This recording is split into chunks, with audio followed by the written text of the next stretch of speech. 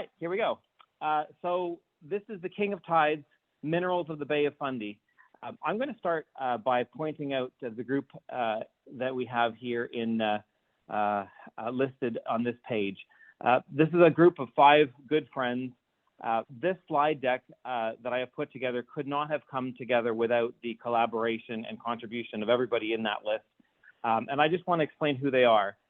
Terry Kollet and Ronnie Van Domelen are premier collectors of Nova Scotia minerals. They are expert. They are out in Nova Scotia all the time. They're wonderful collectors. Dave Joyce, also a wonderful collector, a longtime friend. He lives in Ontario, about 3 hours from me, and he and I have been collecting partners since the 90s. And Michael Bainbridge is also in Ottawa now at the Canadian Museum of Nature. He is a well-known mineral photographer and author. You might recognize Michael's name as the author and photographer for the recent Bill Pinch book. So with that, let's talk a little bit about the Bay of Fundy. And what I'd like to talk a little bit about here is the specimens, just to start. You know, this area has been known for almost 200 years, but really the last 30 years have produced many of the finest quality and most diverse specimens. And, you know, I've thought about this when I was putting together this talk. What I really wanted to do was to make sure that I was able to capture some of the best material. And that's harder to do than it sounds, because you know, the very best, there's only so many, as we call minerals. And it's hard work, as I hope this presentation is going to convey. It's hard work to get those. And so, of course, the people who do that collecting keep the best ones in their collections. And so many of them are not widely known. So my goal in putting this together, this is actually a presentation which has evolved over the years. But when I first started, including if any of you happen to have caught any of this before, there are new specimens in here that haven't been in here before. And my goal was to open people's eyes to how amazing some of the specimens are from this area. And so if you even look at one specimen and go, oh my God, I had no idea that you could find that in Nova Scotia, I will have achieved what I set out to do.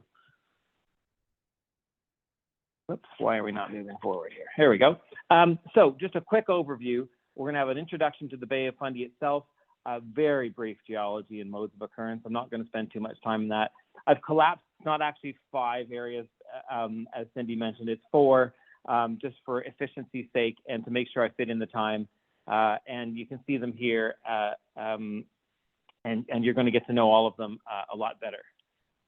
And just a visual before we go anywhere in the Bay of Fundy. This happens to be a shot of the coastline of the Blomidon Peninsula near Amethyst Cove, but this is just the kind of place I'm talking about.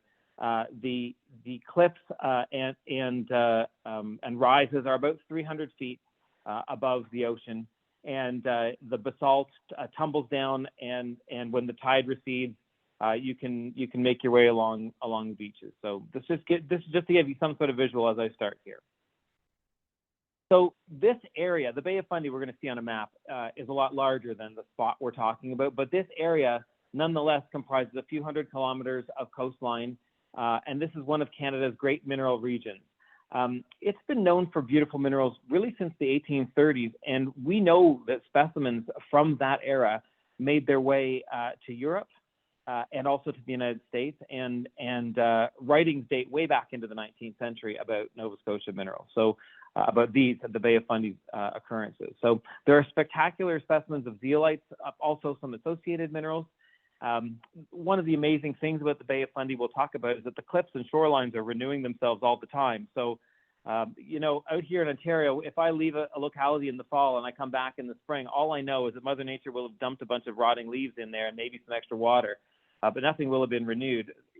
In Nova Scotia, you know, there's storms, there's this amazing, powerful tide, freeze and thaw, and you never know what's coming next along the bay. Finding really great specimens is super hard work, and they truly are not common, but they're wonderful specimens, and I'm so happy to be able to share some of them with you. So where are we? I'm going to see if I can get my little highlighter to work. Here we go. So the Bay of Fundy, you can see, stretches from really Maine and all the way up here with these 2 prongs into Nova Scotia. And basalt really starts down by the Y at the Bay of Fundy, where that label Bay of Fundy is, and it runs all the way up and part way around the basin, not all the way, and then back the other side, this area here. Now, the most important area for mineral collecting is really this zone here, and we're going to talk about the coastal areas in this area. So you can see these are the names that were in the list. Wasson's Bluff is right here near the town of Parsborough. Sorry, it's right here near the town of Parsborough. And 2 islands and 5 islands are here and here. Cape Dore is over here. And this is the Blomidon Peninsula. You'll see that, I mean, in Dana and other references, it may be referred to as Blomidon, is quite common. Amethyst Cove is a more recent name that you see applied to this particular area. But you can see Cape Blomidon, Blomidon Peninsula, various different references. Now, I want you to just take note of, if we go back for a second here. So where we are is right here. And of course, when the tides come in, the water is pushing up this way. And the water pushes up. Now, when it gets in here, it scours this like crazy, but it also scours all of this. Some of it bounces around. I'm going to show you a diagram when we get to Cape Dore, but some of it rolls right around, and there are crazy currents in here. And there's a huge push that runs straight through this channel. And I want you to just remember this channel. It's not really very far across. I want you to remember this channel that we're talking. Like, you can see the other shore. In other words, but this channel, lots of water surges through here and then back out on every tide. So from up top, let's just turn that little guy off. Need him anymore. From up top, you know, this is the view. It's peaceful. It's almost pastoral. You know, it's a beautiful area. You can see cliffs across bays. It's a wonderful, wonderful oceanside area. But from up top, you are a long way back from the action and what's really happening in those waters, and it looks a lot calmer than it really is. Here's that 50-foot tide, and you can see the fishermen on the wharf staring down at their fishing boats, and you can see how far you'd have to walk to get out to where the Bay of Fundy has retreated on low tide. The amount of water and the power that runs through here is shocking, really. Through that channel between Cape Blomidon and the North Shore there that we were just looking at, on each tide, you get 14 cubic kilometers of water, or 14 billion metric tons of water.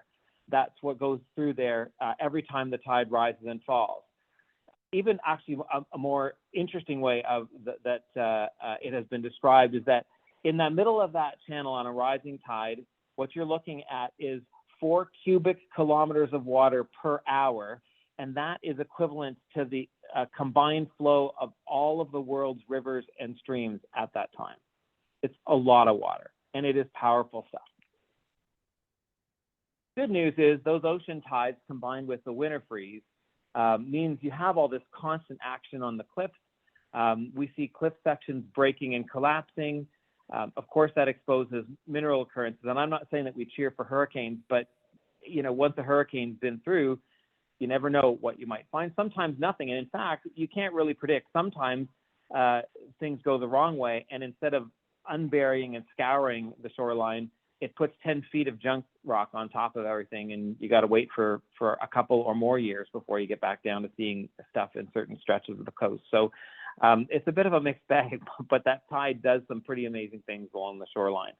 The lesser news, of course, is that first of all, while nature does those powerful things to the cliff itself, it also does those same things to the specimens. So many things do get destroyed in such an environment. And then, of course, the other piece, and we're going to look at this more tonight, is the logistics challenge, because, of course, you have to get to these things. Now, the geology is complex, and it spans Carboniferous, Triassic, and Jurassic. There are different types of rock types, bedded rock types. There are basalt flows with sandstones and siltstones. There are dinosaur fossils for which the area is famous, and there are other particular fossils also for which the area is famous. But obviously, we're looking at the minerals, and most important for us are the lava flows. Those are late Triassic, so 200 million years ago, a little more than, And when the lava flowed, obviously it eventually cooled, and there were bubbles and cracks, some small and some larger. And those cavities and cracks later filled with fluids. Warm waters flowed through later, and those fluids contained compounds that cooled and crystallized on the insides of the cracks and the cavities. And so that's what you're looking for. You're looking for what are now veins and pockets, and we'll see a little bit of that. Here's just a quick shot to show you the bedded, just a section of bedded basalt at famous Wasson's Bluff. And here it looks like it could be New Mexico or Utah, but that also is Wasson's Bluff. The sandstone is, yeah, very classic red sandstone and of no interest to mineral collectors. This is what it looks like when little bubbles in cooled lava have been filled. These are the McDougals, and you can see all sorts of little silicate mineral concentrations filling those little bubbles. And obviously those aren't big enough for nice crystals, but they give you a sense of what was happening. And on a larger scale, you can find pockets that can be much larger. And there's just one close up, so you can see there will be no crystals for the stretch of a vein. And then if it opens up at all, you might get a little bit. And then obviously you're looking for pockets that get larger. And you know, we've been into pockets that are several feet across, and so that does happen. It's not common, but it does happen.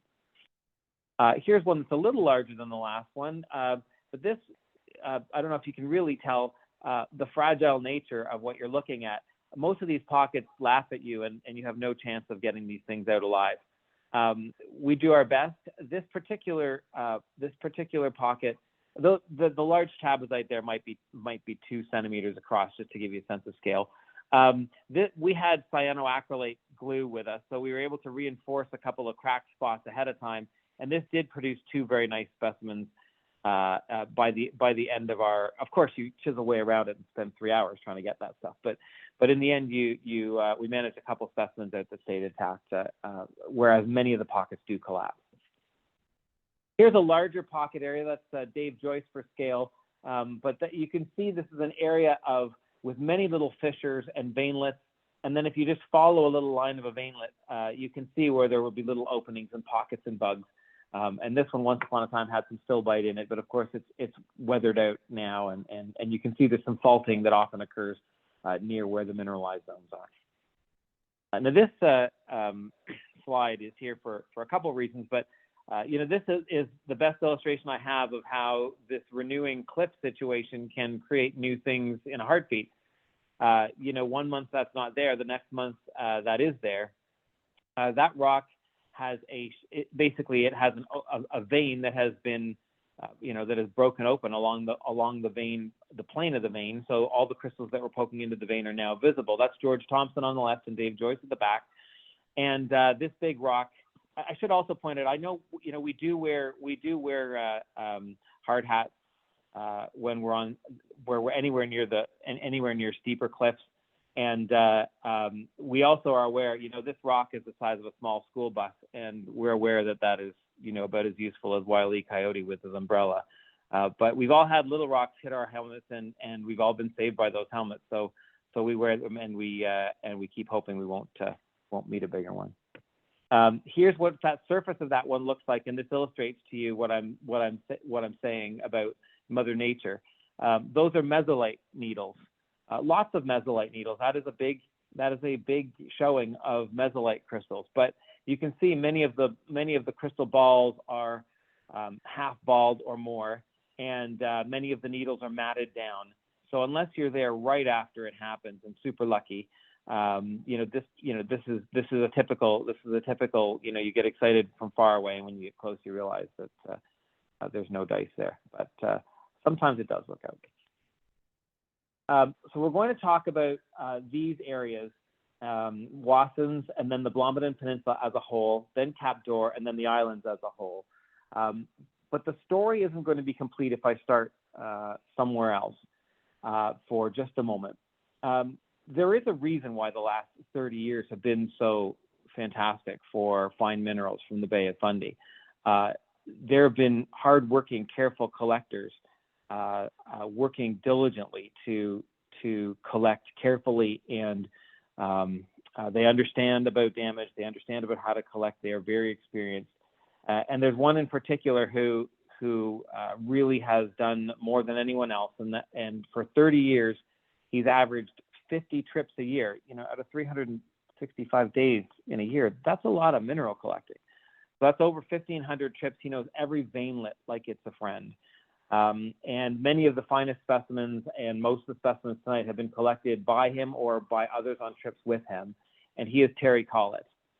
And Terry is one of the kindest and most generous people you could ever hope to meet.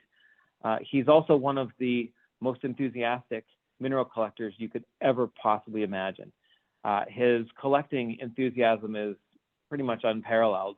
Now, we have to time all of our trips in connection with the tides, and maybe this is actually a good time to just mention that, because I always make sure I mention it somewhere in the slides.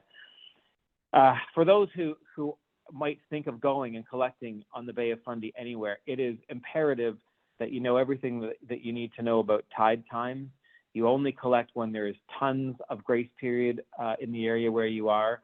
The tide comes in fast. The tide traps people every single year, and many years, maybe not every year, many years, people are killed by those tides. So because you're going to see pictures along the coast where there's no room to go if the tide is coming. You have no place you can get away from it. So if you plan that, please think that part through and plan that part through carefully. Terry, of course, does all that, and he loves planning when the most daylight and the low tides will all come together. So if he can tell me that we have to get up at 3:30 in the morning to go out to make sure we're at the trailhead by 5:30 with our headlamps, so that we're in the right place by 6:30 or whatever the time may be, he's delighted. The earlier the better. I'll just illustrate Terry's enthusiasm. You know, not too long ago, a few years, there was a winter that lasted longer than Terry was willing to wait.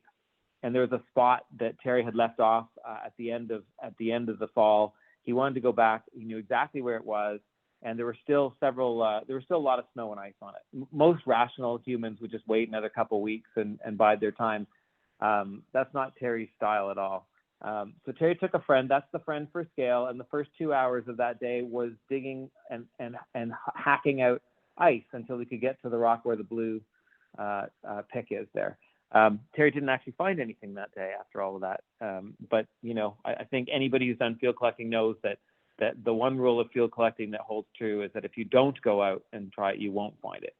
If you do, you make it happen. Every once in a while, you're going to squeeze something out. So it didn't work out for Terry that day, but that didn't stop his enthusiasm one iota. So with that introduction to all of this, here's Wasson's Bluff. Wasson's Bluff is truly world famous, probably the best known of all localities in the Bay of Fundy, and probably best known for world-class chabazite. But wonderful stillbites and natrolites, analcemes, along with some heulandite and the occasional really beautiful calcite come from Wasson's as well. Everywhere, as I mentioned, we have to get down to the locality. There are a couple of different ways to access Wasson's. But Wasson's is a fairly long stretch of shoreline. So if you go down at one end, you're walking over rough cobbles on a beach, some of which are, you know, covered with mosses and other things. So this is one shortcut down a creek bed, but that is also slippery. You get your feet wet. You need ropes in a couple spots. That's George Thompson in behind, and Dave Joyce, I think, realizing that there's no way for him to do this without getting his feet wet. Down near the bottom, you can see there that as I'm lowering myself down onto the shoreline, I've got a rope, and so because you're on the riverbed there on hard sandstone, and it's kind of mossy, and you can see behind me there that it's a tidal flat that we're at low tide, whereas at high tide, the water is really right up to near where that driftwood is and the gray gravel. So down on the beach at a high tide, this is what life looks like at Wasson's Bluff. It's a beautiful place. On the right-hand side there, that's one of the two islands, and the island's a little bit further back and lighter colored. Those are 5 islands. And it's a great place to collect minerals, no question about it. This is a view that shows on the left the sandstone, which we ignore as mineral collectors, and the dark basalt which can be wonderful for mineral collectors. This shows an infamous spot at Wasson's Bluff. This is called the analcime slide among mineral collectors. That's two islands down at the lower right there. That's the two islands are also known as the Brothers, and that's two islands. The analcime slide happened in the 50s, I believe, and unfortunately it killed two people on a Sunday afternoon when that part of the cliff came down. Tons more rock than is there came down. The ocean's taken a lot of it away, but there was so much that the pile is still huge. You still have to clamber to get up to that. And those boulders that are showing down there at the bottom, they're very large boulders. They're chunks of cliff. That tree has been there for years, and it's still there, but it won't be because it all comes down sooner or later. We usually use ladders and do things a little bit more efficiently than this, but we were just doing something makeshift. This is not a spot with a high cliff, and where Dave is not dangerous, but this is called the pink zone. I'll show you a specimen from there. We do need to be resourceful because something new had looked interesting, and we didn't know whether we were coming back with a ladder or not. So this is chabazite. We're going to start a line of looking at chabazite. Now this is what I think most people would think of as nice classic chabazite of a really good color. This is the classic color for the orange at Wasson's. It really is about that salmon orange color, and they're beautiful pseudo-rhombohedral crystals. Chabazite triclinic, but they're rhombohedral in nature, and most of them are a penetration twin. Sometimes obviously, sometimes not. Here's a small one that's quite translucent, and with heulandite. It's a small specimen, but very three-dimensional and just perfect. A gorgeous little piece. This is from the pink zone where Dave was collecting there, and I include this picture for a couple of reasons. One, it's cool penetration twinning, but also you can see how bright the faces are. On a lot of the minerals I'm going to show tonight, I actually work hard to not get too many reflections so you can see the true colors. But this one, I've highlighted a couple of faces with reflectors just so that you can see the detail, not the surface features in that right-hand crystal, and just they're glassy. They're bright and glassy, these crystals. Unlike penetration twinning, we also get contact twinning. The contact twins are not as common, but they certainly occur at Wasson's in various places. And this is a very nice, a very equant contact twin, a very nicely developed one. This is a penetration twin. This is much more recent. This was just collected about a year ago. And these are beautiful penetration twins of crystals that are a little more complex than a simple rhombohedron. They have some extra modifying faces. And you can see a little cloak of analcime down the one side there. Nice. It's really nice stuff. This is the red chabazite. Now we need to talk about that for a moment. This is important, especially if you come across older references to Wasson's or older specimens, either in collections or museums or even among dealers. This variety of chabazite was referred to for a long time as the mineral Acadialy. Now the name Acadialy is from Acadia, which is the anglicization of Acadie. Acadie was the French name of the French colony that existed in this part of Eastern Canada at the time. It was determined it was ultimately determined that Acadialite was chemically indistinguishable from chabazite. So now, depending on what you read and whose interpretation you might be absorbing, it's sometimes thought of as a synonym for chabazite. More often, it's thought of as an obsolete name or a varietal name. We normally don't, amongst us, colloquially, we normally just refer to it as the red chabazite now. We don't usually use it, but you do see it on labels. You see it in the, for example, these are Dana localities. So you may see Acadialite in many older references. There's a nice larger specimen of the red chabazite, and you can see some golden hue there. That is actually color zoning. There are translucent honey yellow zones in some of those chabazites, and the little white crystals there are heulandite. Here's another beautiful bug with the sparkling heulandite in association. Those are super sharp and lustrous crystals in Bob's collection. Bob. This is a specimen that Terry Kollet collected. It's a gorgeous piece. And this is a large contact twin of the red chabazite. You can see a bit of color zoning in that one too. A little bit of the yellow, yellowy green almost in one spot. And over there on the far right, that's a little stilbite fan, sometimes in association with the red. I'm going to show you a couple of specimens that are, in my opinion, certainly among the world's great chabazites. You're actually going to see 4 or 5 tonight that I think are right up there. This one is stunning. It's in Terry's collection. It is pristine. There's not a nick anywhere on it. It is a wonderful specimen of sharpest, it's very glassy and lustrous, red chabazite. It's a killer. And speaking of killers, this specimen draws you in. When you walk into the room, it's in the middle of Ronnie's case, and it just draws you in like a tractor beam. That orange is wonderful. The heulandites are like bright little silver mirrors with a couple of golden stilbites in association. That is a wonderful, wonderful specimen. 14 centimeters is quite a size. And similarly, this specimen in Rod and Helen Tyson's collection is 20 centimeters and similar material, same material, sparkling heulandites with these orange chabazites. And you can see a little more color zoning in this particular piece too, in the chabazite. Very sharp. Again, they're quite lustrous, but if you show the luster, you lose the color of the picture. So you'll have to take my word for it. Now we get other minerals at Wasson's as well. There are beautiful natrolite specimens.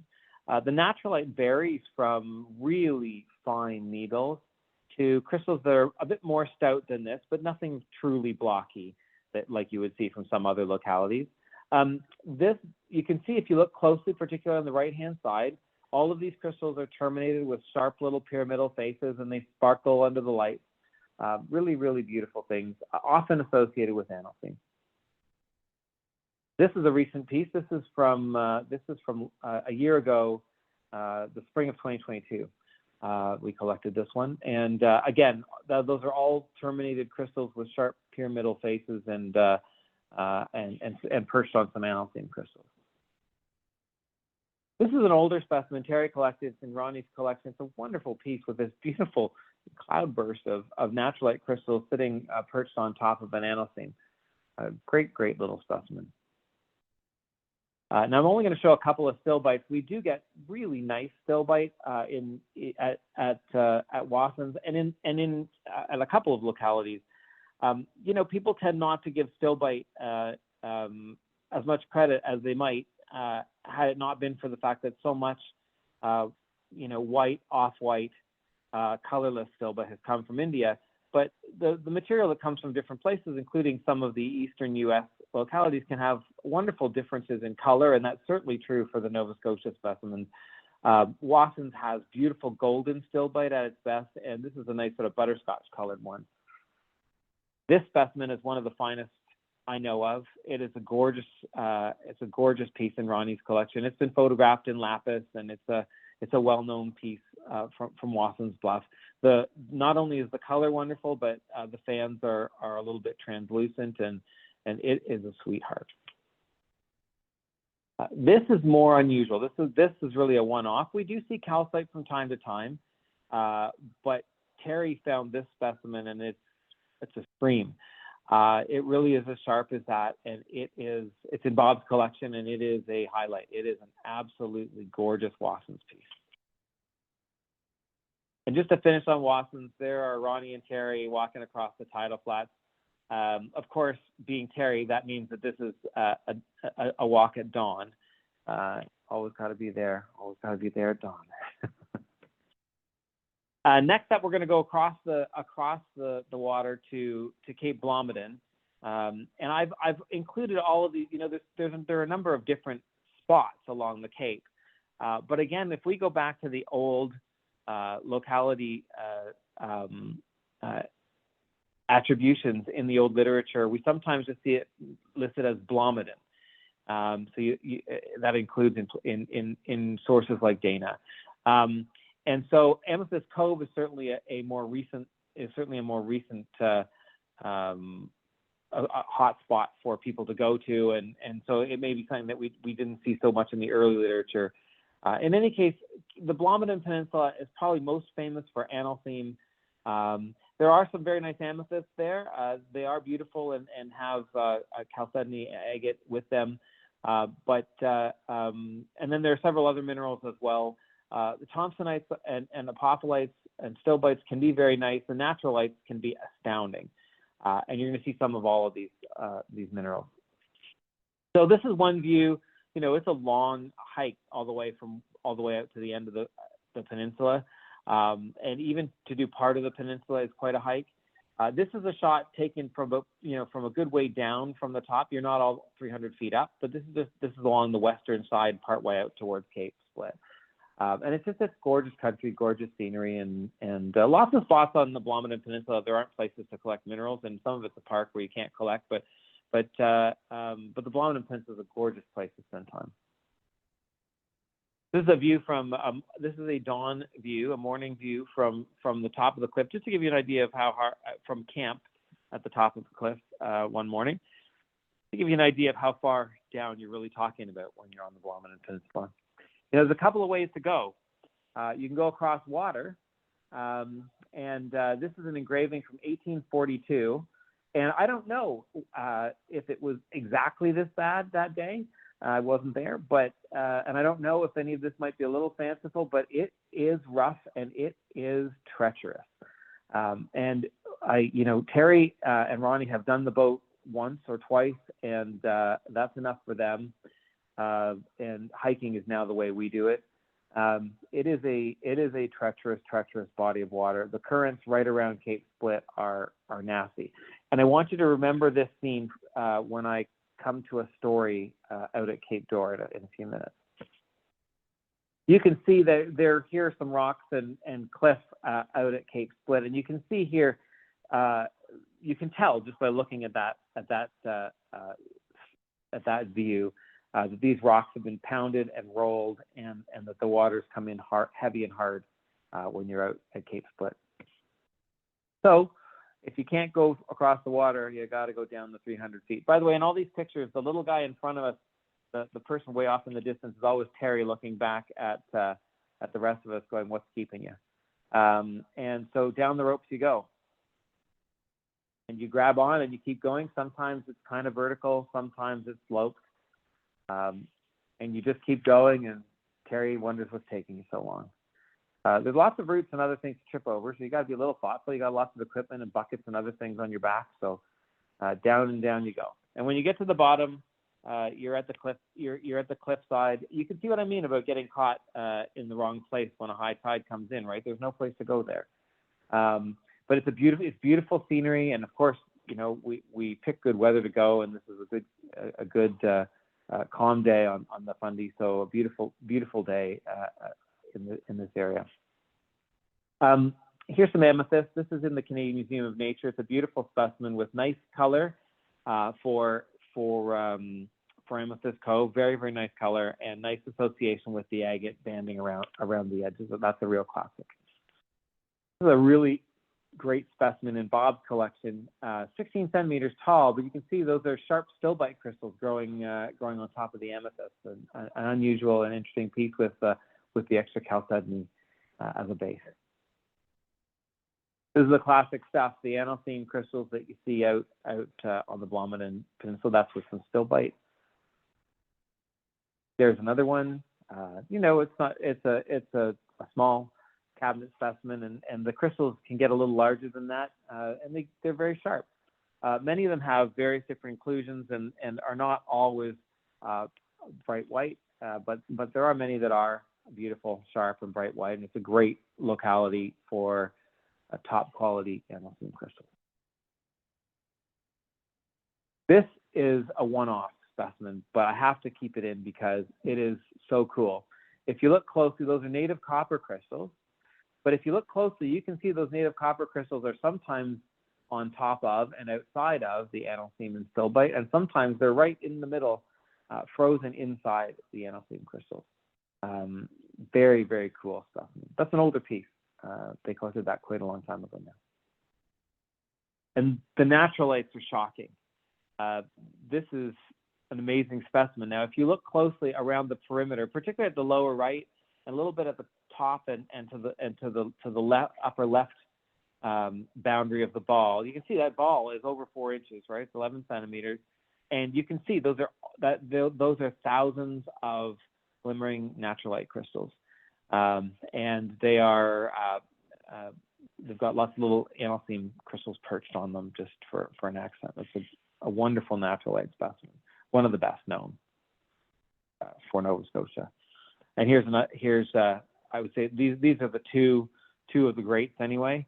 And this is Ronnie's, and it is stellar. And you can see it's close enough. You can easily see all the natrolite crystals poking up around the perimeter with those sparkling analcimes perched on top. It's just a wonderful specimen.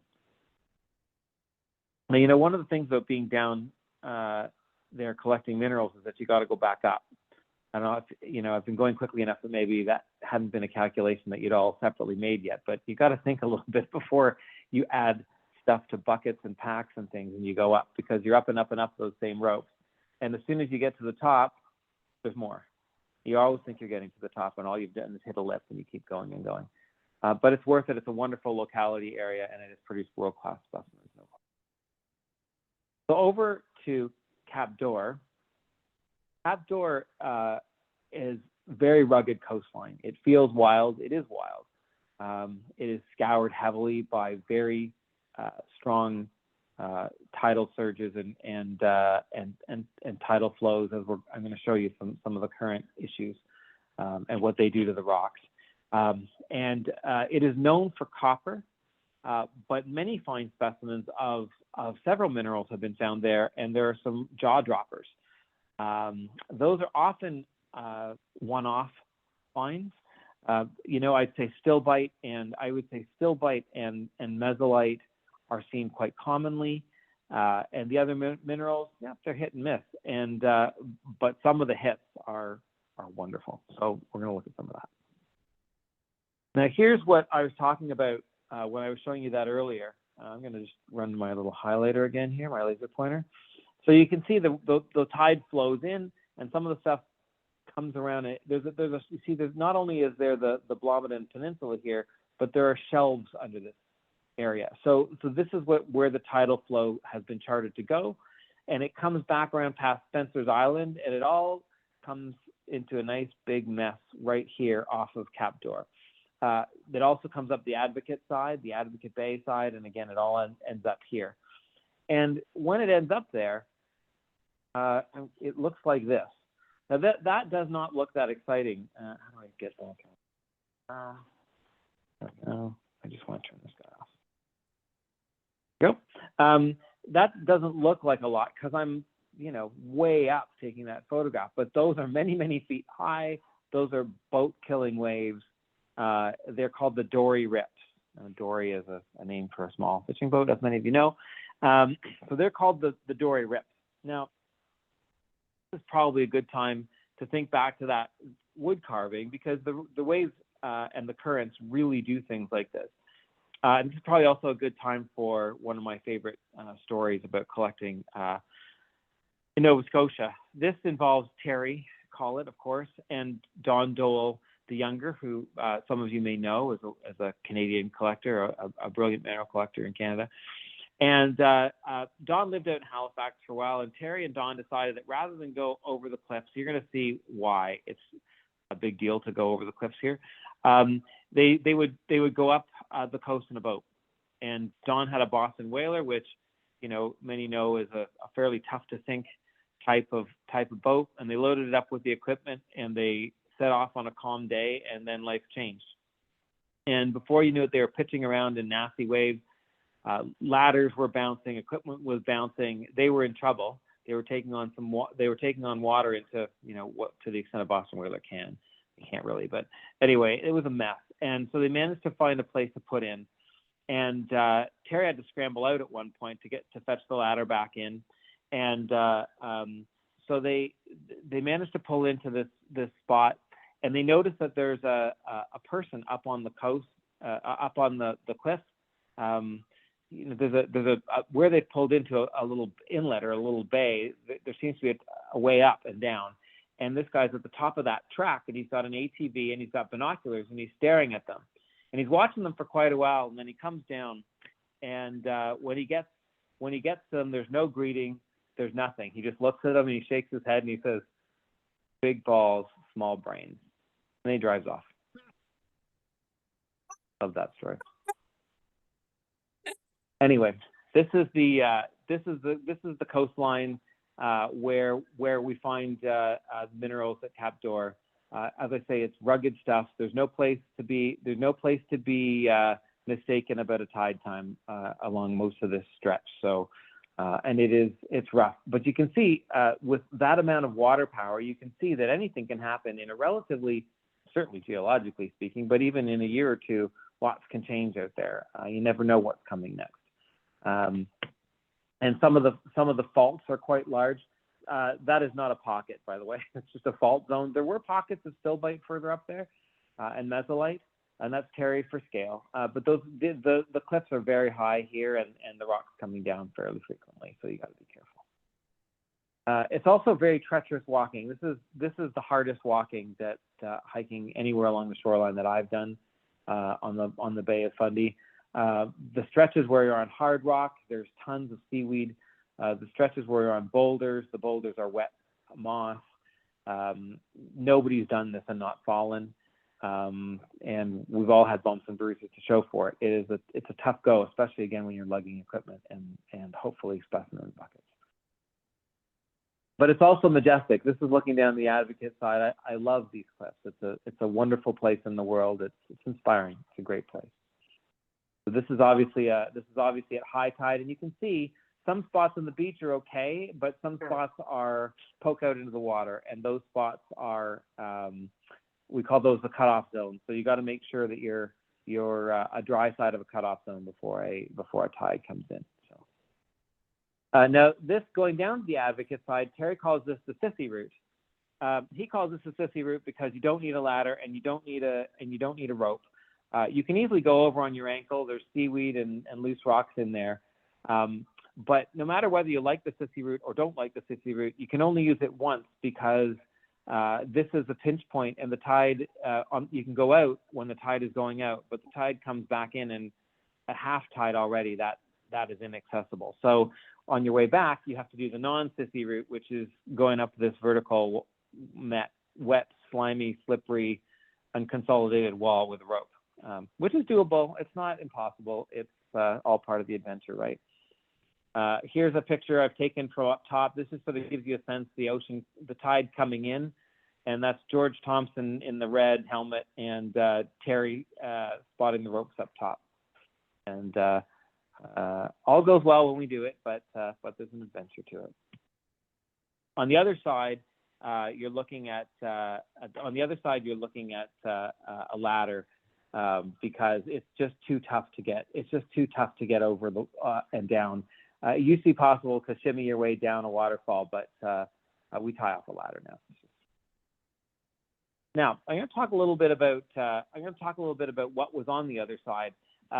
This was called the Colonial Copper Mine, and it's a fascinating story. I don't know that we really know the full story. I think now a lot of us have landed on what we suspect the story was, and I'll explain. Around the turn of the 20th century, these photos all date to around 1900. A copper mine called the Colonial Copper Mine was built here and promoted here, financed. They were raising money by selling shares. And it was a large undertaking. You know, there were obviously a number of structures there. You can see here there are rails for ore cars, and you can see there was a tunnel. These guys do not look happy to me, but they're posing for their photographs nonetheless. There was a tunnel called the Hanway Lode, well back in, and here's a picture of the ore train at the Bennett Brook curve. Bennett Brook itself is here, and Bennett Brook is actually where we go down by ladder. That structure is no longer there, the shaft house, and there is part of the shaft there. Still, it's quite dangerous.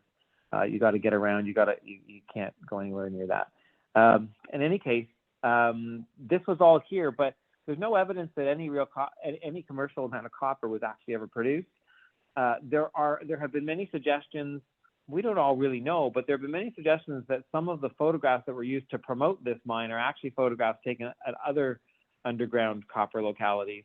And we suspect that it's possible that a lot of what happened at the Colonial Copper Mine was actually a stock promote and not mining. They did produce something, and there is copper there, but we're not talking about Michigan copper or anything like that. We think there's probably more to the story, and who knows what'll ever come out. But it's all been interesting speculation for sure. And here we are with some copper on a cold, rainy November day. Some copper crystals frozen in the rock in a seam with some zeolite material. Usually it's analcime and maybe a little bit of chabazite. And this is what it looks like. And the rock is as tough as you think it is. So you've got to hack and hew away, and with any luck you can pull some material out. It takes lots of time to prep it afterwards to remove coatings and zeolites and rocks, and of course many specimens don't make it through all that, but some do, and they're rather elegant and quite beautiful. So here's one specimen that is 7.2 centimeters of beautiful copper crystals from the Bennett Brook spot. This is really all along the shoreline of the Bay of Fundy, near where the Colonial Copper Mine was. And this as well is from that area, a beautiful specimen on matrix, small but intricate little crystals. They are sharp crystals. This specimen is as fragile as it looks. It's got a beautiful patina of red cuprite on it. And it's, again, very elegant, and with a little bit of magnification, those are sharp crystals. The crystals take various forms and have various complexities. This is a gorgeous specimen of Ronnie's. It's a dodecahedron with cube faces, which is quite something. This specimen here features cubes, which are very, very uncommon. This specimen here, on the other hand, you don't need any magnification to appreciate. That's an 18 centimeter specimen of copper crystals that Terry collected. It's a wonderful, wonderful piece. This specimen was collected. It's in the collection of rod and heulandite, and then it is a single spinel twin of copper from there that is 15 centimeters long. Amazing. This specimen is known to all of us as Copperman. Copperman stands up just like that and really looks like Copperman. He's very cool. This is an astounding specimen. That's a 5 centimeter spinel twin on the left-hand side. This is a beautiful, one of the best specimens of any mineral from the Bay of Fundy, in my opinion. It's a killer. Just a gorgeous piece in Bob Beckett's collection. And it does neat things too. You can see, you remember we saw some copper in analcime on the other side, on the Blomidon side. Here, there are copper crystals trapped inside transparent crystals of chabazite. And they are coated with chrysocolla, so they're colorful things too. Obviously, they're quite small. The crystals are 3 millimeters, but the copper crystals are quite cool. Now they are small. Ronnie's got a photo here that shows them the copper crystals even more clearly in a chabazite crystal. This is only a one-time find that I know of. We certainly know where they were, and of course that's important on the Bay of Fundy because you never know when the next block falls off or when you can coax the next section off. Whether there might be more in behind, but these things sometimes are one-hit wonders and sometimes come back again. To my knowledge, these were really found the once. This is a beautiful classic stilbite from Cap d'Or in Dave's collection, and this is a typical color of stilbite for Cap d'Or. Cap d'Or is not the most colorful for the stilbite. Mesolite and thomsonite are two other minerals that we see. This one's thomsonite. And I don't know how closely you've looked at thomsonites in your life, but thomsonites are bladed crystals. So you'll see many things from India are labeled thomsonite, which are in fact mesolite, and you can tell because when you look at with any kind of magnification at a cross section of a crystal, they're kind of square, and that's what mesolite is. Thomsonite's not at all. Thomsonite is flat blades. This is a beautiful thomsonite specimen from Cap d'Or in George's collection. A very nice isolated ball of sharp, sparkling crystals. This is my favorite thomsonite from Cap d'Or. Those are all terminated, sharp, glossy crystal. It's not very big, but it is super, super cool for thomsonite. Really, really neat specimen of Ronnie. This is a neat specimen. This material came out of one pocket. You can see on the left, there is a complete mesolite ball. Now, the mesolite balls from Cap d'Or tend to be fairly matte in finish, and they tend not to be spectacular. But if you look in the middle there, you can see a very interesting crescent shape, and it's hard to decipher in this specimen what that is. It is an epimorph, so that is stilbite grew where the mesolite was, and the mesolite has subsequently disappeared, leaving this hollow globe, although there is some stilbite in the middle of this one. Looking at another one, you can see there's a stilbite epimorph where there was a mesolite. That's not a small piece, considering the size of the ball. And if you look at the backside, you can see it's hollow, and there's actually even a little bit of mesolite in there with the stilbite. It's a really, really interesting material. Again, that was a one-time find, and I don't believe that's been found again. Certainly, the good stuff was the prominent stuff was found at one time many years ago now. So large analcime crystal from George's collection. That's fairly uncommon at Cap d'Or, but 5 centimeter analcime is certainly respectable. This is remarkable and hard to explain. This is Carraraite, which is a super rare mineral named after the Carrara marbles in Italy. It is just so we all know what we're talking about. It is a mineral of the ettringite group, so it is a sulfate, compound sulfate, so a sulfate with carbonate. And this is basically calcium sulfate with carbonate and germanium. Don't ask where the germanium comes from, we don't know. And we have all wanted to find more of this material, but this is the one. It's known in a couple of other small specimens as well. But we're hoping for that section of the cliff to drop us something fun someday.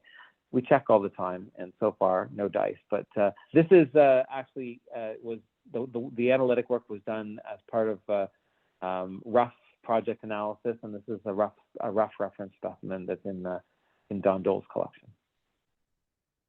This is a beautiful little specimen. We find apocalite out at Cap d'Or. This isn't remarkable for the species. This is a beautiful aesthetic specimen in Ronnie's collection. However, the next specimen is quite something. That is 17 centimeters green fluoroapophyllite from Nova Scotia. For all the world, if you showed me that specimen, I'd be tempted to tell you it was Indian. The border of the cavity doesn't quite look the way I might expect an Indian specimen to look, but it is for all the world, it's as good as a good-sized Indian fluoroapophyllite.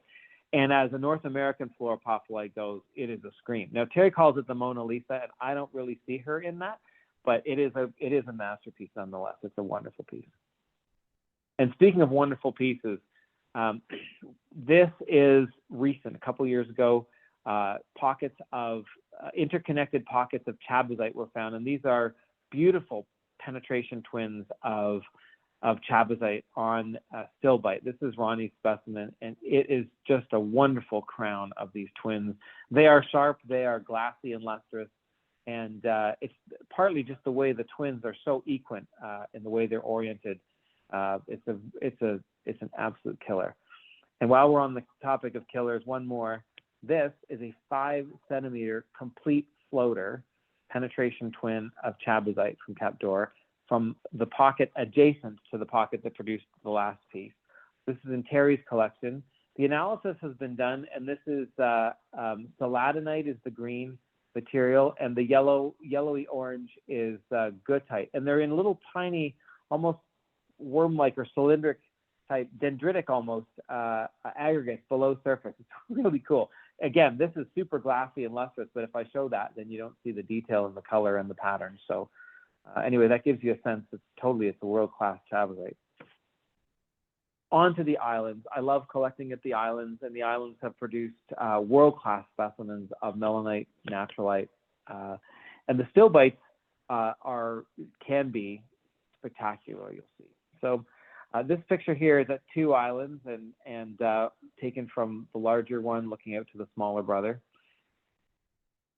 To get to the islands, of course, we need Dan the boatman, and we would go out with Dan. We'd be loaded up with equipment and ladders, and sometimes it would take more than one trip to get where we were going. And of course, when you're doing this kind of stuff on the Bay of Fundy, you plan for it, and many times it doesn't happen. So fairly recently, I planned for it. We had a week, and not a single day could we go out in the boat. Dan had reserved a week, and we couldn't. The weather was not safe. You really have to pick your spots, and every once in a while it works, and you're so grateful to just set foot on one of the islands. You're like, well, we've made the project possible, and then it's a little bit up to lady luck and working your butt off to see if you can find something good. And sometimes it works, and sometimes it doesn't. Well, we go to Two Islands. Two Islands is really best known for world-class melanite specimens. Melanite's not really the most common of the zeolite minerals. Harder to get good crystals, and the crystals from here are wonderful. Now, many of the vugs and pockets you see on the walls at Two Islands are hopeless. This is rotted out silica. You know, it's not even crystallized quartz, it's just junk rock. It looks great from a distance, but you think, oh, there's a pocket full of crystals, and you get close and there's nothing. This one's a little better. You can see melanite, sharp melanite crystals there. And it's a fair way up, so you'll need the ladders to get up and excavate that zone. So up we go, and Terry's up there, and I'm holding him, and collecting happens sometimes at the top of the ladder. And these are the crystals. This is a very sharp melanite crystal from Two Islands. Wonderful form, brilliant. They're all of the melanites from there are well, almost all of them are brilliant glassy luster. Certainly all the ones in the photographs here are. This is a beautiful melanite twin, about almost 2 centimeters, quite large and very nice for the mineral. Beautiful pink specimen. It's a thumbnail, but they are sharp crystals and so well defined, just beautiful, with wonderful growth features you can see on the faces there. Growth features are a distinctive aspect of the top melanite specimens. We're going to see that more at Five Islands as well. These are beautiful pieces. And this is a large one with twins at 5.8 centimeters. That's quite a good size, and that is one of the greatest melanite specimens I know of. It is an absolute scream. It is 10 centimeters, and it has beautiful dark matrix contrasting with the light pink glassy melanite. It's just again, it's one of my favorite Nova Scotia mineral specimens. Five Islands is a wonderful place to collect. Again, you know, you can plan trips there, and every once in a while it works out. Often it doesn't, but you got to plan it and hope, and go when you can. It's a beautiful, beautiful place. There's the one on the left is called Diamond, and the one on the right is called Long. This was taken from Moose Island, and you can see here the cliffs are sheer into the water, and unless the tide is right out, it's you can approach by boat, but you can't do too much. That's alongside Diamond, and yeah, it's wonderful scenery. Even if you're not collecting minerals, it's wonderful scenery. Now this is also out on the islands, and looking, you can see where I want you to take note of how high the seaweed comes. So you can see the tide is well out, because the seaweed comes up almost to where I'm standing when I took this photograph. So the boat is well down. And the next is going to show you what life looks like at actual low tide. I'm going to go back and forth a couple times, because this just shows you how much the landscape changes. And you can leave the boat sitting once in a while, but most of the time when we're there, our guide is out in his boat moving around to make sure that he is not getting stuck or having something go wrong with the tide. But there's mid tide and there's low tide. Now this is taken from Pinnacle Island, looking one direction.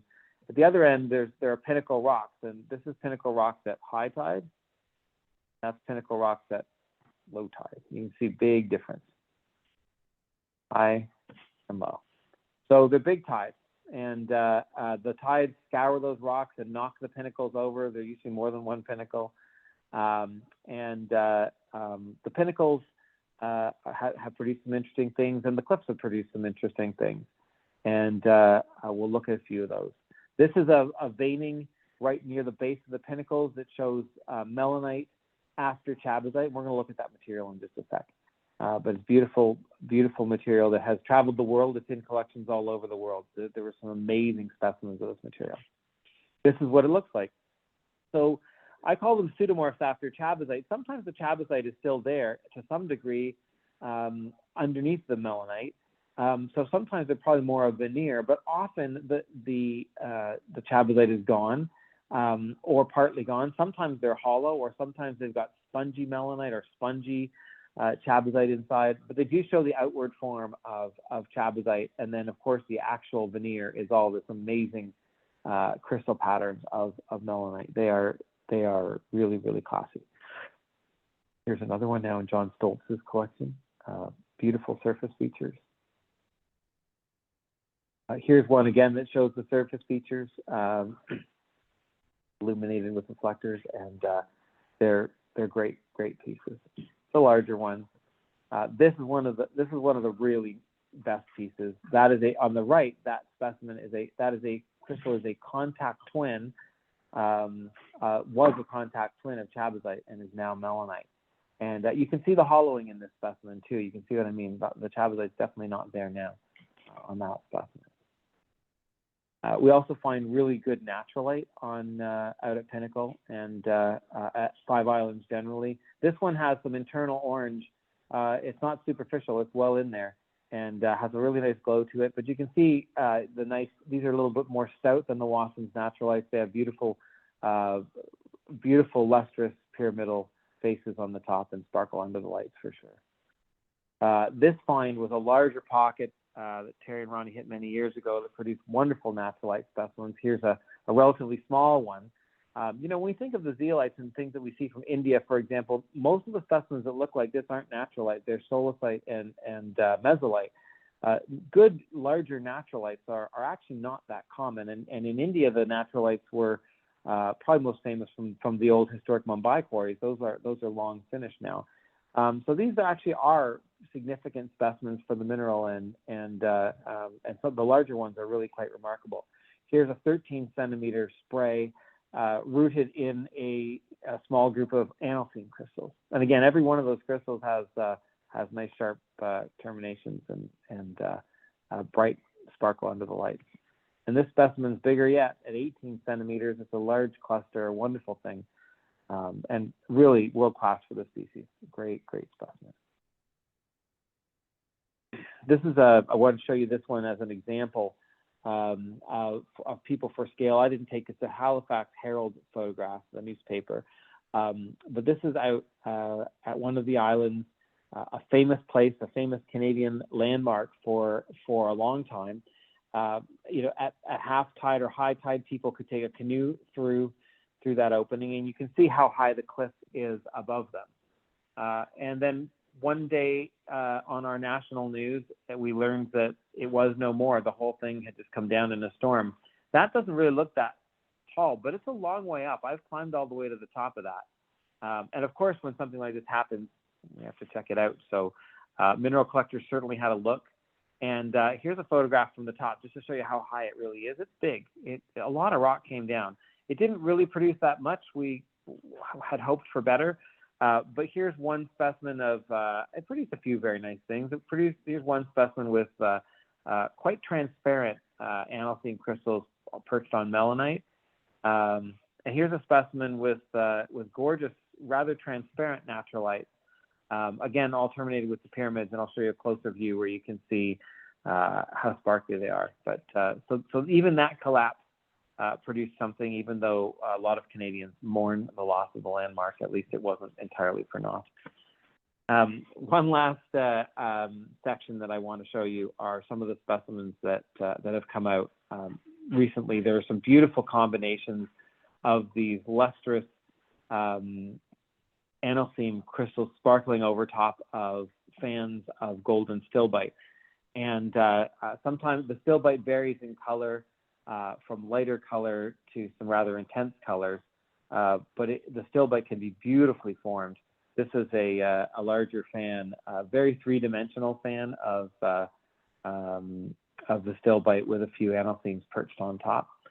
and they can become even more intense in color. This is a 5 centimeter specimen in George's collection from there, and this specimen is a little larger yet in Rod and Helen's collection, a gorgeous tangerine colored specimen from there. So although stillbite might be a common mineral when it's colorless or white, these colorful ones they're wonderful. They light up a mineral case, no question.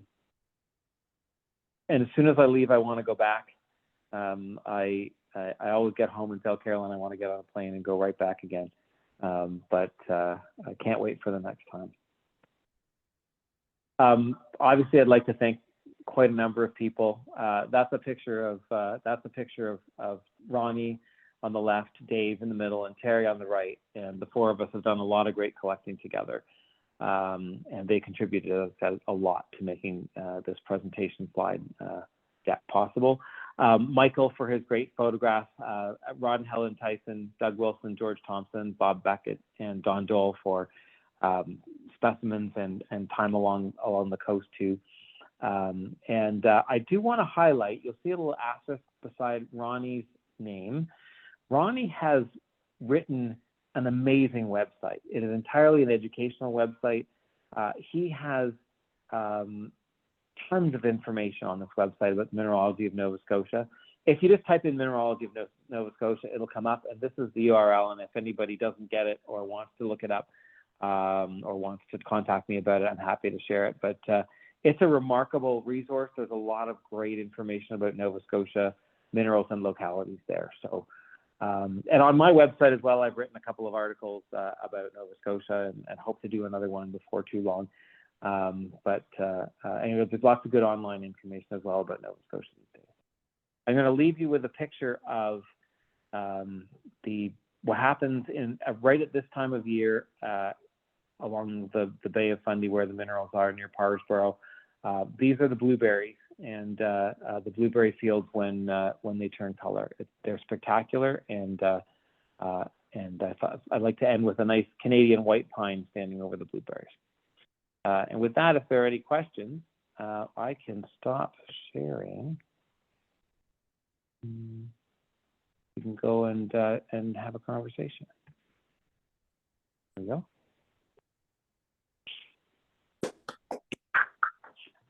Thanks. That was wonderful, Raymond. Thank you very much. Thank you. Oh, you're most welcome. Outstanding. Thanks. I'm still keeping it under an hour, but there's an area of Nova Scotia I feel needs to be built in because there's another little locality area that has produced some really nice things that really belong as part of the story, but something's going to have to get cut because I can't pack anything more in as it is. So we'll see what happens. But anyway, if you saw even a couple of specimens you weren't expecting, then I've succeeded in my goal. So. Well, I'm a big copper collector, and I just love those copper specimens. It's really cool when it's included in another mineral like that, analcime. So, yeah, those are great. I have one question. The melanite, is that only found on the islands?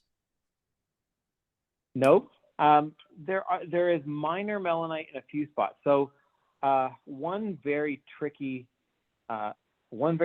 thing as a field note, when you get chabazite and it's a simple pseudo-rhombohedral crystal or a penetration, it's super easy to tell it's chabazite. However, the more complex they get, the more they start to look like those UFO-shaped melanites. And they can be twins such that they really look like melanites, and they can have luster that looks like melanite. So sometimes people have thought things that are in fact chabazite are melanite. But there are melanites at several localities. So certainly 2 islands and 5 islands are the big ones. Small melanite crystals have been found at Wasson's. It's uncommon, and many of the things labeled as melanite from Wasson's are chabazite, but they absolutely are found at Wasson's Bluff. I believe, I don't know of melanite from Cape Dore. But I do know that melanite occurs. Do you remember the specimen of Bob Beckett's that was the amethyst that had the stilbite blade perched on top of it? Yeah. There are melanites associated with the amethyst once in a while. It's not that common, but it does happen out there. So along that coastline, there is a little bit of melanite. And Ronnie is doing some work right now to try to understand why that material seems to show some fluorescence. And we're not sure what's causing that. But Ronnie has been trying to extrapolate by looking at now minerals from other localities as well, zeolites from other localities for fluorescence. So I just handed off a very lime green fluorescing natrolite from Saint Hilaire and stuff. So there's definitely melanite over there because it's part of his study. And I can't think of too much else in the way of melanite localities. Definitely the best are from the islands. Fascinating. I have one other question. Can you ever walk out to the islands during real low tide? Yeah. So first of all, I don't recommend anybody do it because you could really get caught. You could see at the low tide, for example, between Pinnacle and Long Island there, where I showed where the boat was in the one photograph, and then there's no boat. Yeah, you have enough time to make it across that, I think. None of us have tried it. Why would you? But you can. You can't make it from. I don't think you can make it all the way to the Five Islands at low tide. You can make it maybe to the closest one, but the Five Islands are a little further out. You can make it to two islands at low tide if you're willing to go with hip waders and get, run the risk of having your hip waders filled. Terry's done it. So, he can tell you, but in fact, the day after he did it, a great white shark was spotted in the area.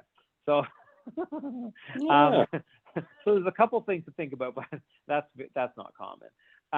But yes, you can do two islands for sure, at low tide safely. You just don't have a lot of time out there, but you can do it safely. I wouldn't do anything with Five Islands. Walk. Ray, are there any commercial activities or any people living on the smaller islands? There is one dwelling on one that has like a lift up to the top, and I don't know what the status of that is currently. We've always we've talked with him for permission. There's not as much on that island anyway. It's not where the most of the specimens are. Well, we've talked with him, and I don't recall whether he was looking to sell it or whether it's changed ownership. I can't honestly recall because I haven't been to that one for a while now. But yeah, there's one dwelling there I can think of. But they're pretty small, and it's pretty tough to get up the cliffs. So they had to build quite a thing to get up there, and it'll fall off in a storm at some point, right? Because it all falls off. No hermits there. No, it's not really. You could find lots of places to be a hermit that are more isolated than those islands, really. But yeah. Those photographs are pretty spectacular. Did you say at the beginning that they're all taken by one of those five guys? No. In the specimen photographs all had a caption which said who took them.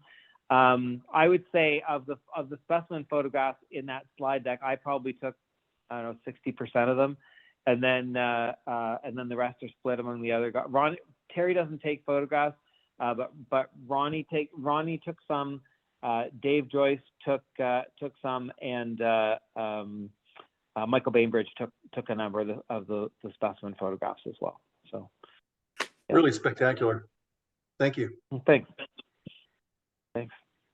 Yeah. A long time ago, probably 20 years or so, at least now, I had a chance to do a little bit of collecting in the Wasson's Bluff area. I don't remember exactly where in that area it was, but that it was at low tide, and we drove about halfway out a causeway going to one of the islands, and I just looked around in the tidal flats, found a little chabazite, nothing great. Made does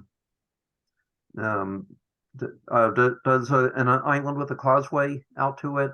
Do you recognize that description? Yeah, that one's called Partridge Island. It's another it's another locality near Parsborough. I just had to for the sake of fitting things in, I had to sort of pick spots. But yeah, Partridge has produced over the years. Partridge has produced some nice goldenish stilbites and actually some very beautiful yellow calcites. Partridge has produced a few things, but I haven't seen anything from Partridge for, I'm thinking 4 or 5 years since I'd seen anything interesting from there. This is the thing. These localities sometimes produce and then they go dormant and then they produce again. And but at least they have that possibility. Whereas, as I said, out in these woods, it's we have to move stuff to make anything change, whereas Mother Nature's helping out in Nova Scotia. Sure. Yeah. Now that you mentioned Partridge Island, that rings a bell. So that was probably where I was. So, yeah, thanks. that's the causeway, and you can certainly walk out. You can certainly walk out to that one and back on a low tide. That's no problem. That's safe. Yeah, like I said, I was just poking around the tidal flats, and there was a lady with a little kid, and also poking around them. That kid was finding better stuff than I was. So. Well, I think we've all seen examples of that at various different mineral localities. Yeah. At one time or another, someone comes along and goes, "Oh, what's this?" Yeah. Anyway, Yeah. that's certainly. I do know of a story. One of the islands, the 5 islands, is called Moose Island, and to my knowledge, there's very little ever been found there. I've never collected. I've been there to sort of look at the scenery, and I took one of the photographs from there. But I've never seen anything particularly interesting on Moose, and I've never really spent any time trying to collect there.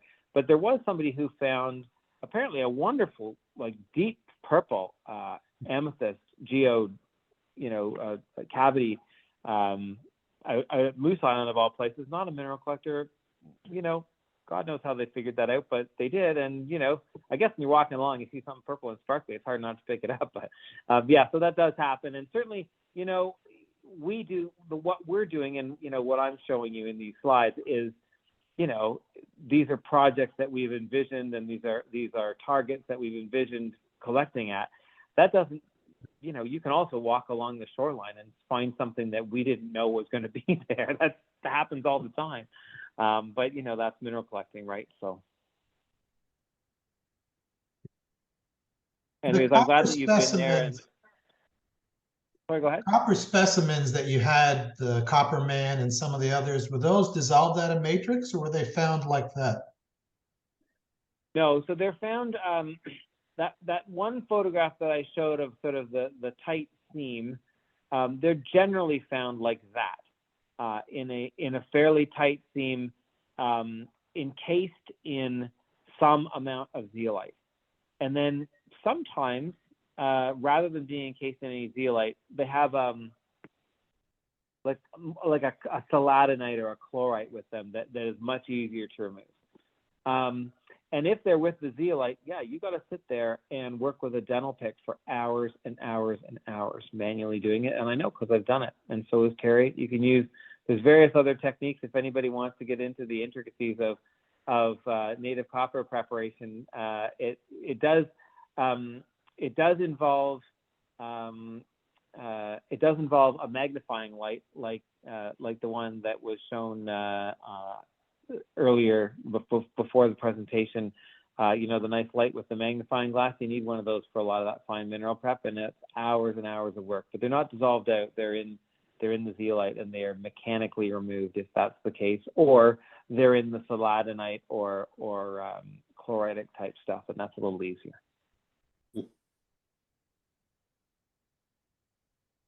there was a bulk of specimens of copper that came out. I want to say, I'd have to look it up, but I want to say like 2011 to 2013 is when the bulk of that find was. And then we have found sporadically, we have found specimens since, but there was a particular zone and time when the vast majority of those came out, and it hasn't been particularly productive since. So the zeolite component of the vein dried up, and it's probably there again, but we'll have to wait for something else to show or something else to loosen, or maybe we'll have to force it out. But yeah, the best of the coppers are probably 10 years ago. But there are individual ones. There's not only one zone for the copper along Cape Dore. There are several spots, and there are more places where coppers can be found there. So that is not by any means to say that 10 years ago was the only time there will be super specimens. But hey, we never know. We live in hope, and we work hard. Makes you wonder what they pulled out of the copper mine. You say there's not really much left or any evidence of what they found, but it probably all went to the smelter. But they probably found some pretty darn good specimens. Absolutely. If you're looking at it on the level of specimens and amount of copper that might have come out, I'm sure that there were good things that were lost. I don't think it was a large commercial amount. I personally, there's a lot to suggest that it was a stock promote, and that it wasn't tonnages and tons of copper. And interesting, I didn't mention this in my presentation. I do sometimes, and I didn't mention it tonight. Cap d'Or means Cape of Gold, but in French, but they were referring to the copper that was sticking out of the rock. So it was known. The copper's been known there for a very long time, and certainly was known in colonial times and well before as well. So, yeah, that area has a certain level of concentration of copper, and there will be more in the rock as the rock is eroded. But on a geological timescale, absolutely. On a human timescale, it takes longer. What is the time frame between high tide and low tide? Is that a typical 12? Yeah, the tides are a 12-hour. The tides are a 12-hour turn, so you've got 6 hours in the middle. And so yeah, so you want to time yourself. You want to figure out. Every locality is different. Sometimes the pinch zone is right close to where you start hiking, so you've got to wait until it's largely out. There was a spot on the Blomidon Peninsula where I was hiking. All four of us were hiking: Dave, Terry, Ronnie, and I. And we set off on that venture. Terry felt he'd calculated it all properly, but he got to a pinch point and we left with headlamps. Right, we left it before it was light out, and Terry's enthusiasm had got the better of him, and so we were about 20 minutes early, and so the rest of us were happy to sit there and at the sunrise and just have a bite to eat and shoot the breeze. Not Terry. Rolls up his pants, gets himself soaking wet, and goes around that point just because an extra 18 minutes of collecting is what he wants to do. But yeah, it's you try to time it the best you can, and then sometimes you got to be patient and wait. And you really don't want to get caught in the wrong spot. It's there's rescues because it's not just for mineral collecting, right? The Bay of Fundy has a lot of people doing hiking. It's such a beautiful area for hiking. I mean, I've hiked there with my wife before, nothing to do with minerals, and it's a beautiful area. But people go out who do not know and who haven't looked into it and haven't thought about it. And yeah, like there are helicopter rescues and things in the Canadian news. It happens. It's a serious gig, and not everybody takes it as seriously as you need to. So something to be aware of, but it's totally manageable, right? The tide times are all known and calculated way in advance. You just have to, inform yourself and be thoughtful about it, but it's all doable. Well, I think you hit right on it. I think you need a helicopter. So, I don't know if you know Rod Tyson, the Canadian dealer, and some of his specimens were in those slides. Rod's done quite a bit of collecting up in the Yukon, and he basically says that these days, every time the rotor goes around once, it's $1,000.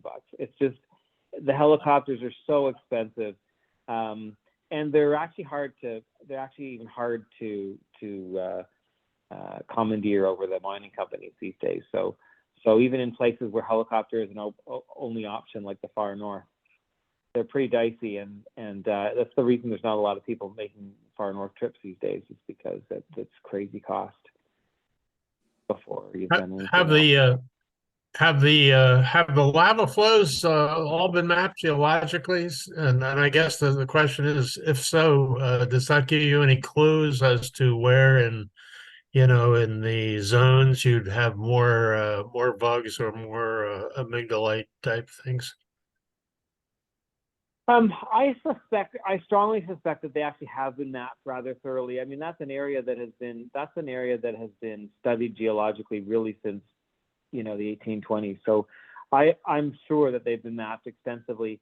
Ronnie actually is the one of all of us who has done the most reading of the historic literature. But we tend not to have relied on that for distribution of the bugs. We've certainly used the historic literature to figure out whether there are occurrences in areas. It's hundreds of kilometers of shoreline, and the ones that are known are the ones people go to, but that doesn't mean there aren't others. And Terry and Ronnie have covered a lot of ground, in part in reliance on older older reports. And for example, you may know the zeolite mineral Mordonite. I mean, the first Mordonite was found along that coastline near what is now the town of Morden. They're embedded pebbles in the thing. They're not beautiful crystals, but we've used the historical stuff for the historical literature for those kinds of things. But for the distribution of the bugs, you can't, after a while, you've been so many times, and of everything that's exposed, where to go and where not to go. When I was first going with Terry, I was so excited because you'd see a void and you'd think it'd be great. He's like, no, don't, no. Really, he knows those voids and those bugs and those layers personally. So yeah, the most encyclopedic source of information on that is really the most experienced guys, and it's Terry and Ronnie. But now that I've been with them so many times, I have a pretty decent idea too. And yeah, there's certain areas where you can see horizons. Like if you stand back out from the cliffs, you can see some things that are horizons. But at some places, the horizons are like you could see at Wasson's there, the horizons were quite sloped. And in other places, the horizons are quite, on the other side, on the Blomidon side, and south, on what's called the North Mountain, so on that shoreline, they're more horizontal. And then there are sometimes relationships to be thought about with the other intervening layers of stone. So the sandstone can impact where fluids flowed and all that kind of stuff. So we do our best to make connections with the things that we've observed, and that has generally been a pretty good guide to where specimens are. Yeah. Good.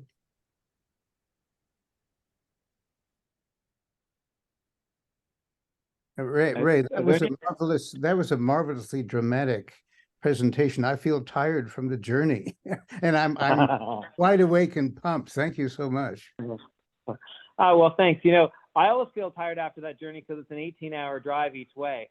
And I've actually just been out to Nova Scotia relatively recently. On the way down, I won't do it in a single shot on the way down because you don't gain anything. You'd have to sleep when you get there, so you can't go collecting. But on the way back, I usually do it in a single shot, and it's a long time for a human to drive.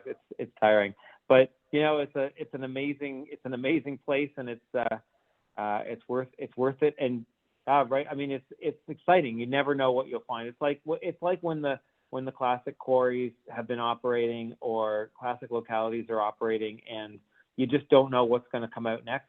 The Bay of Fundy is a bit like that all the time.